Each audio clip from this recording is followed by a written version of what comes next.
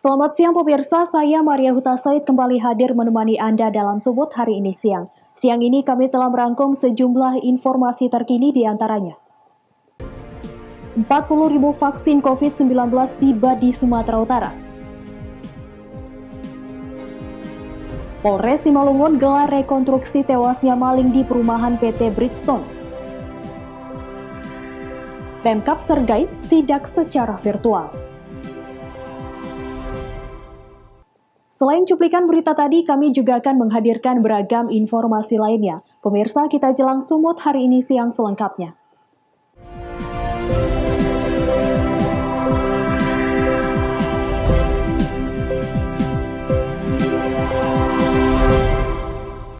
Kita ke informasi pertama, pemirsa, sebanyak 40.000 vaksin COVID-19 untuk Sumatera Utara tiba di Medan Selasa pagi.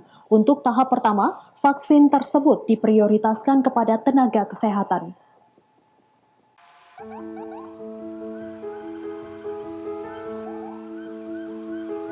Vaksin yang didistribusikan oleh pemerintah pusat itu mendarat di Bandara Kuala Namu Deli Serdang pada pukul 6.50 waktu Indonesia Barat.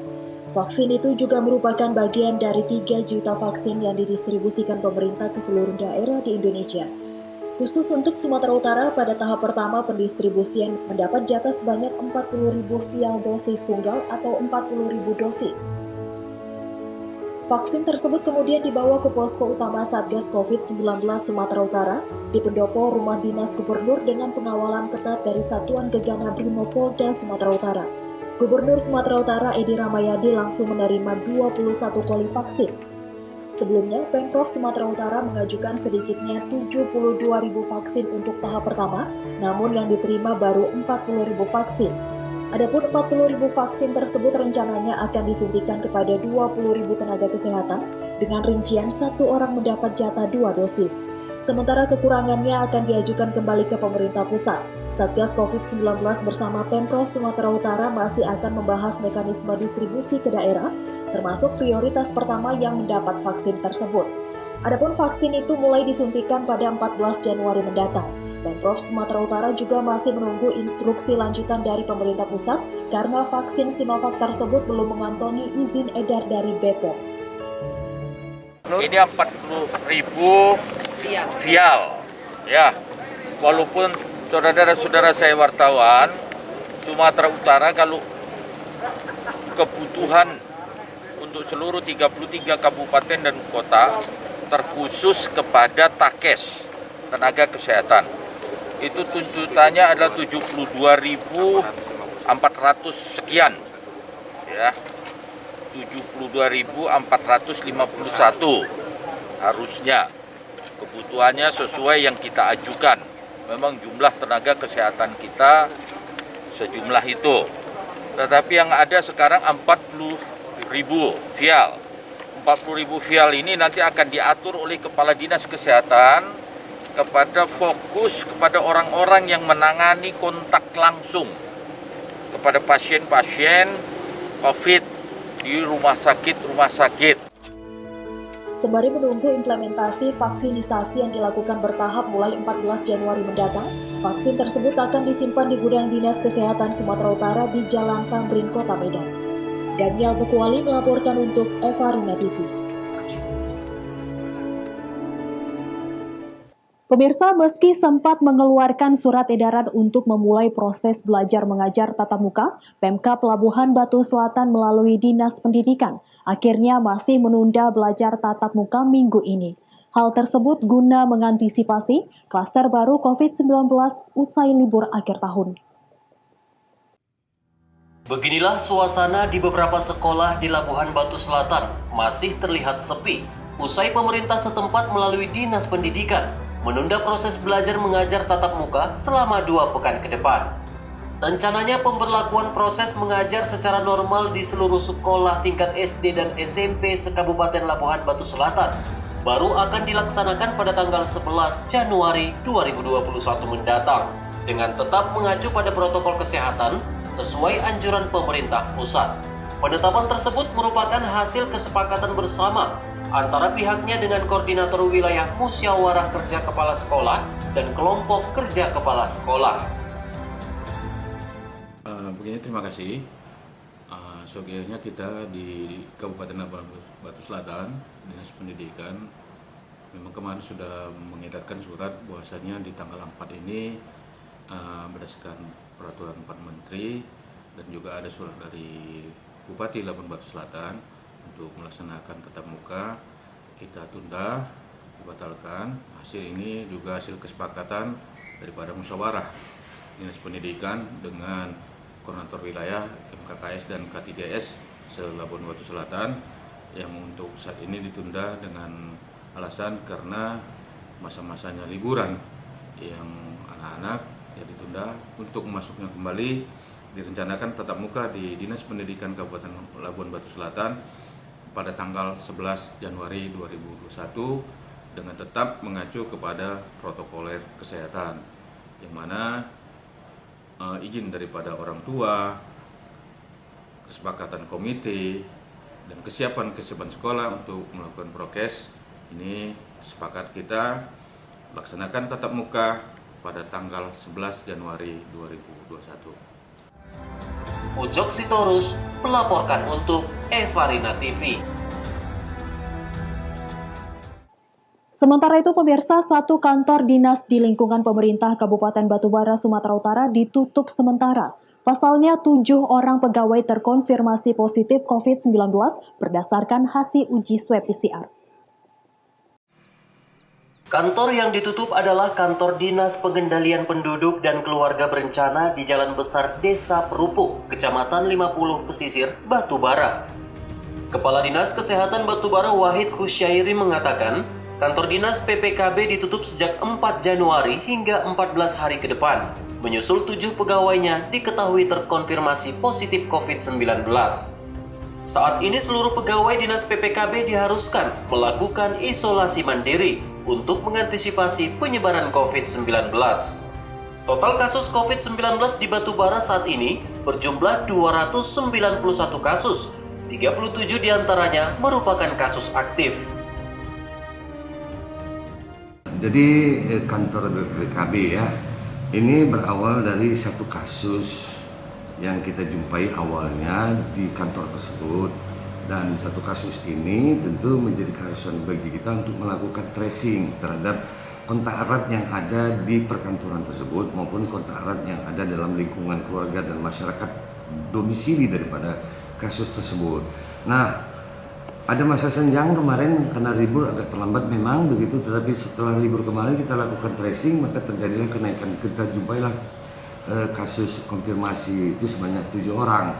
Nah, konsekuensinya memang seluruh petugas di sana ya kontak erat tentunya, dan mereka itu kita mintakan untuk melakukan isolasi mandiri, dan untuk sementara selama 14 hari ini kantor tersebut kita tutup dulu.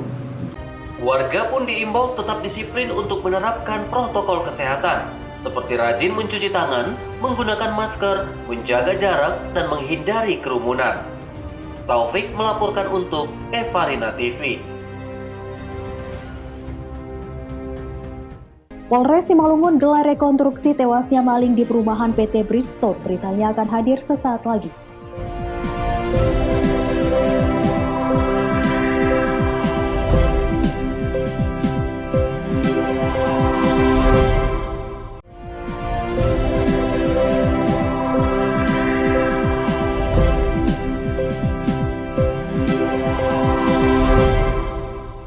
Terima kasih Anda masih bersama kami. Pemirsa, Satuan Reserse Kriminal Polres Simalungun, Sumatera Utara menggelar rekonstruksi kasus penganiayaan terhadap maling hingga tewas yang terjadi di perumahan Cendana PT Bristol. Sebanyak 25 adegan diperagakan oleh 6 orang tersangka.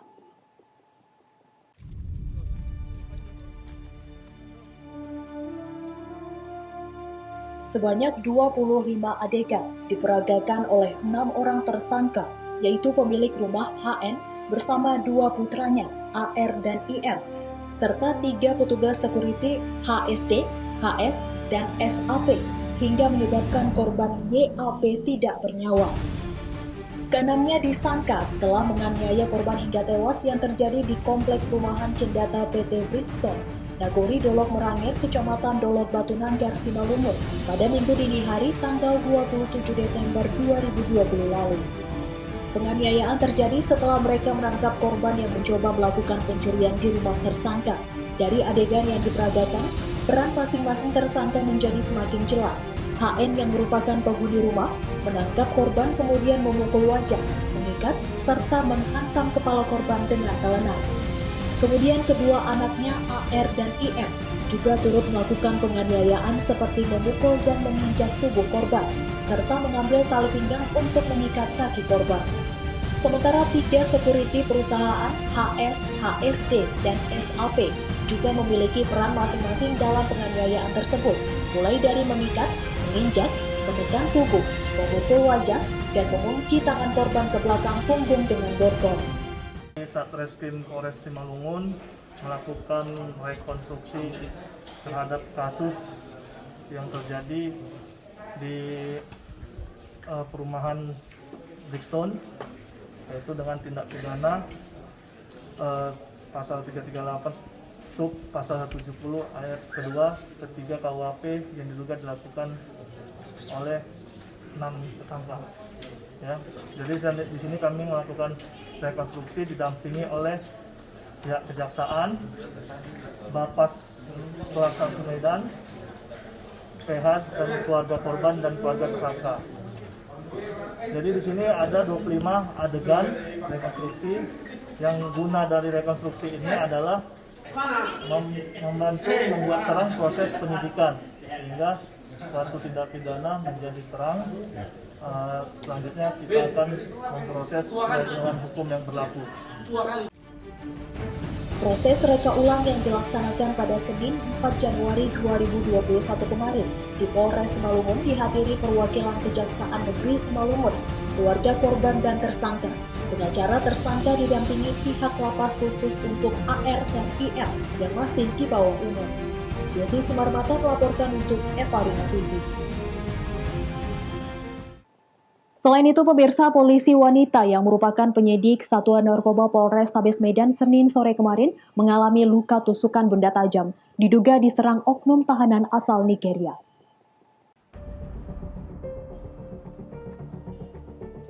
Peristiwa yang dialami petugas inisial M terjadi di ruang tahanan polisi RTP Mapolrestabes Medan, Jalan M. Said Medan, Sumatera Utara. Saat itu, korban yang merupakan penyidik Sat Narkoba Polrestabes Medan bersama personil RTP akan memindahkan tahanan kasus narkoba inisial DNM yang merupakan warga negara Nigeria karena terlibat keributan dengan tahanan lain.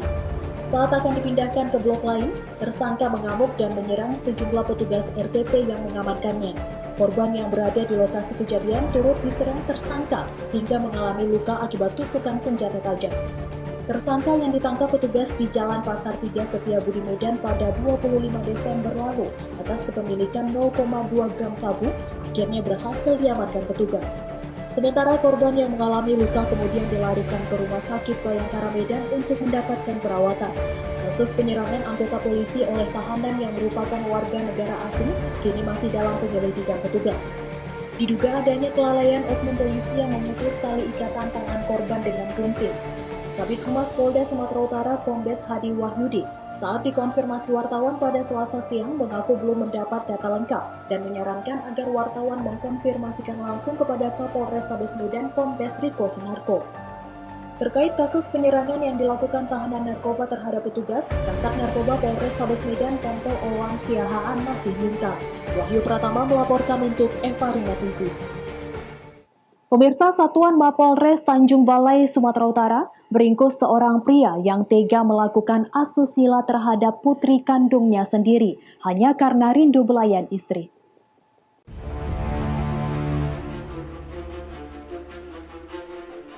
Pria berinisial SY 55 tahun warga kota Tanjung Balai, Sumatera Utara hanya tertunduk lesu setelah diamankan Satuan Mapolres Tanjung Balai dan warga dari rumahnya karena membuat asusila terhadap putri kandungnya sendiri.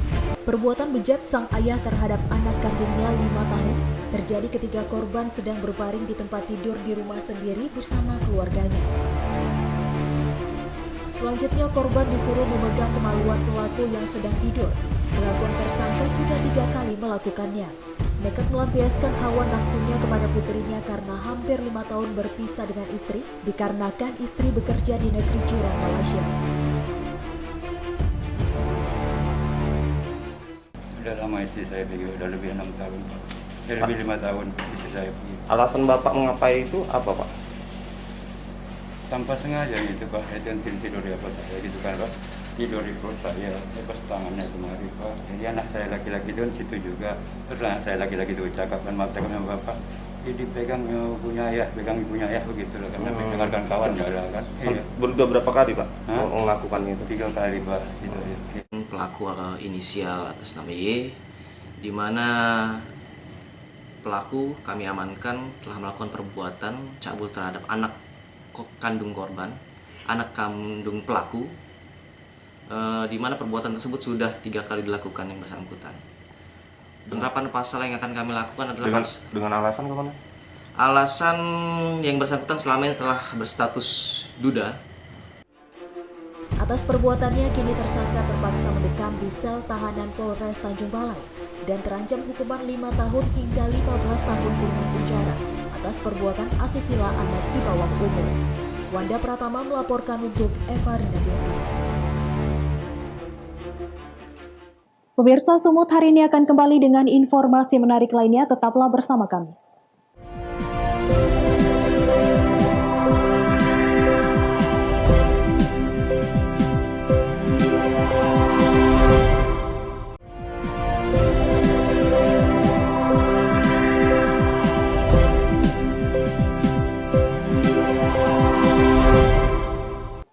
Terima kasih Anda masih bersama kami.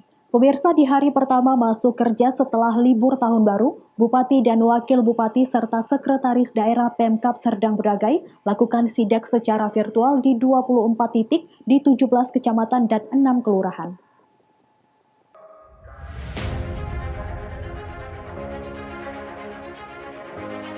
Sekretaris Daerah Faisal Hasmiri selaku Ketua Tim Penegakan Disiplin yang melakukan sidak secara virtual di masing-masing titik yang tersebar di 24 titik 17 kecamatan serta 6 kelurahan pada pertama masuk setelah libur tahun baru.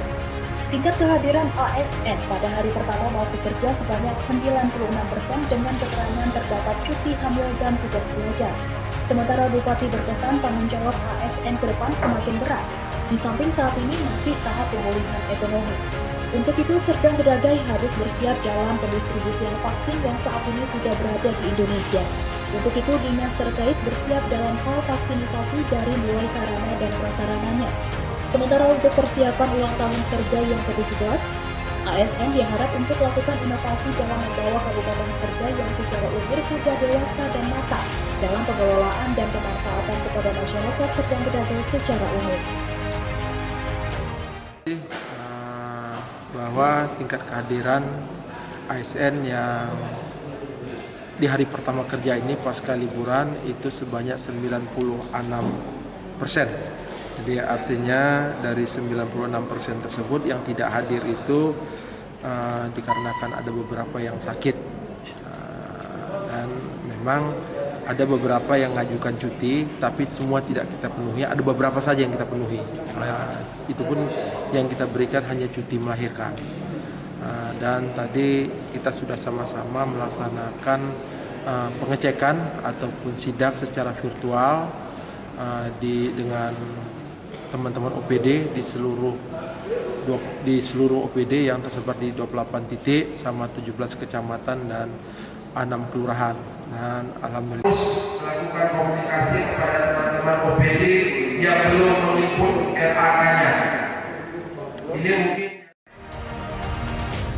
Abdul Malik melaporkan untuk Eva Rina TV. Informasi selanjutnya, pemirsa, jelang arus balik libur Natal dan Tahun Baru 2021, calon penumpang membludak di sekitaran loket penjualan tiket di Pelabuhan Gunung Sitoli.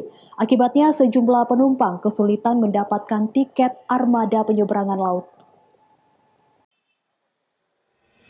Sejak pagi hingga petang hari Senin kemarin, penumpang berbondong-bondong di depan loket penjualan tiket dengan harapan dapat menyeberangi lewat armada laut.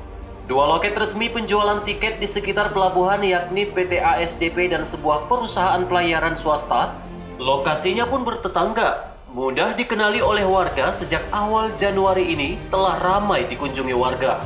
Hingga di hari keempat pada bulan Januari, pada kedua loket resmi tersebut, para calon penumpang kesulitan mendapatkan tiket dan diperkirakan habis terjual.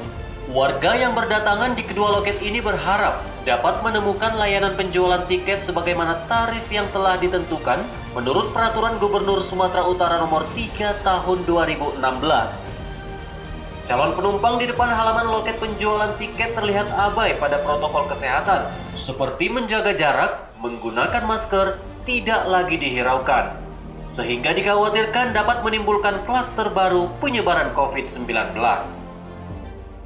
Ke SD ini, jadi kami menunjukkan rapid test kami.